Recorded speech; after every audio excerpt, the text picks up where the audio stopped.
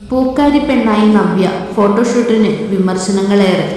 മലയാളികൾക്ക് ഏറെ പ്രിയപ്പെട്ട നടിയാണ് നവ്യ. അഭിനയത്തിനും നൃത്തത്തിനും പുറമെ ഇപ്പോൾ മോഡലിംഗ് രംഗത്ത് സജീവമായിരിക്കുകയാണ്. നവ്യയുടെ പുത്തൻ ഫോട്ടോഷൂട്ടുകളാണ് ഇപ്പോൾ ആരാധകർക്കിടയിൽ ചർച്ചയായിക്കൊണ്ടിരിക്കുന്നത്. ദ പോയറ്റിക് പിക്ചർ എന്നാണ് നവ്യ ചിത്രങ്ങൾക്ക് ക്യാപ്ഷനായി കൊടുത്തിരിക്കുന്നത്.